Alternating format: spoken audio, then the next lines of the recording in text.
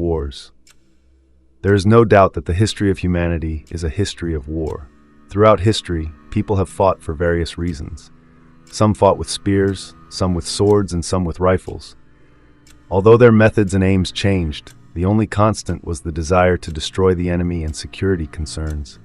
Despite its contribution to the development of humanity, war may not be welcomed because it symbolizes brutality and death by its very nature. It is here that wars, the products of great minds and a testament to how dangerous the human mind can be, are examined. Welcome to War Through the Ages. Now, if you are ready, here we go. If you like this kind of content, don't forget to subscribe to our channel and leave a comment. History begins with the invention of writing, as you know. So, what was life like before the invention of writing? People were still fighting and weapons were still used. The fact that the prehistoric ages are named with mining names actually reveals the conditions of the period. People started to make more dangerous and more lethal weapons with the tools they made from the metals they started to use. Historical wars begin in Sumeria with professional armies in the Bronze Age. In some communities, prehistoric warfare continued to exist even in later periods. When humans first started fighting is a matter of great debate between anthropologists and historians. Although there are examples of Neanderthal humans with spear marks on their skeletons, some anthropologists believe that these were not the result of warfare, but of sacrifice, murder, or hunting accidents. This debate is closely related to the answer to a question about the definition of the word war. When does a dispute between two separate hunting groups turn into an armed struggle between two political or ethnic groups? What do you think war is?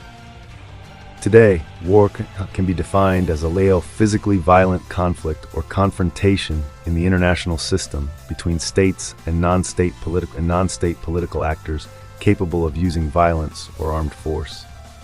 Although war as a foreign policy tool is as old as human history, wars have evolved in terms of their aims, scope, causes, and types. The size of prehistoric armies is also a matter of debate. Those who reject the concept of prehistoric warfare argue that population density was so low at the time that it was never possible for larger populations than dominant groups of a few dozen people to face each other. This view is supported by the Amarna letters, excavated in what is now Israel and Jordan. These letters, which consist of diplomatic correspondence between the ancient Egyptian government and its representatives in this region, mention that the cities in the southern Levant were terrorized by groups of about 20 people. Those who believe otherwise argue that cities the size of Çatalhöyük in Turkey could have had several hundred armed men, and that the alliances formed by several cities would have amounted to a considerable army. These sufficiently large groups probably practiced the military tactics, logistics, and organizational structure that are crucial to the success of any campaign. The commonalities in such societies that still fight today are that fighting is highly ceremonial and involves many taboos and practices, including so-called localized warfare, ranging from the duration of the conflict to the limitation of the number of war victims. Every few generations, real wars may break out between tribes that engage in localized warfare due to population pressure, disputes over resources, or other unspecified reasons. The most common weapons used by early humans in the Paleolithic were simple and easy to produce. Such weapons, consisting of sticks and spears, were used for hunting as early as 35,000 BC, with no evidence of other uses. None of the cave paintings from this period depict man attacking man. There is no archaeological evidence of large-scale warfare at this stage of social evolution. From 12,000 BC onwards, the development of the bow, the mace, and the slingshot changed the way battles were fought. The bow was of great importance in the emergence of the first wars. With the ability to attack from a distance, it carries less risk than melee weapons. There are no cave paintings of people fighting with sticks. The depiction of two or more groups of people attacking each other in an organized manner coincides with the development of the bow. In these drawings, the lines and arms are clear, and the leaders are depicted in different clothes. Military tactics, such as flanking, are also evident in some paintings. Although the mace was for a time the favorite weapon for personal combat, The development of leather armor limited its effectiveness, and ranged assault weapons and sharp-edged weapons became the most common weapon types. In the Neolithic period, the first archaeological record of what can be considered prehistoric warfare is found on the Nile River in Egypt, near the border with Sudan. 117. This site, known as the cemetery, is at least 7,000 years old. It contains many skeletons, many of which have arrowheads embedded in the bones. These are perhaps the casualties of a battle. However, some argue that these skeletons may have been collected over many years, and may even be the result of the killing of passers-by rather than a war.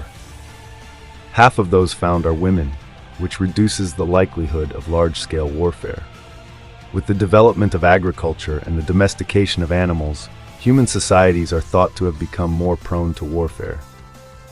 The surplus value generated by agriculture meant that farmers could devote their time to war or feed a warrior class. On their islands in the South Pacific, the Maori of New Zealand built thousands of fortified settlements to secure themselves in almost constant warfare. In an age before siege weapons, when attackers had limited supplies, fortifications proved to be a successful way of protecting people and property, even when fields and houses were ransacked.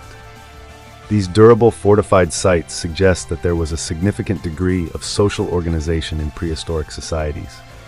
This is also natural evidence that there was organized warfare in those times, albeit indirectly. Daggers, axes, and other objects made of copper appeared in the Bronze Age. These were often not effective weapons because they were very expensive and malleable. Many scholars believe that they were mostly used in rituals. With the discovery of bronze, sharp-edged metal weapons became commonplace. The invasion of the Dorians in the early Iron Age, the colonization of ancient Greece, and their relations with the Phoenicians and Etruscans coincide with the prehistoric period. The Teutons, one of the warrior communities of the migration of tribes, fought regional wars. The Anglo-Saxon way of warfare lies between prehistory and history, with studies based mostly on archaeology, but with a small amount of written evidence.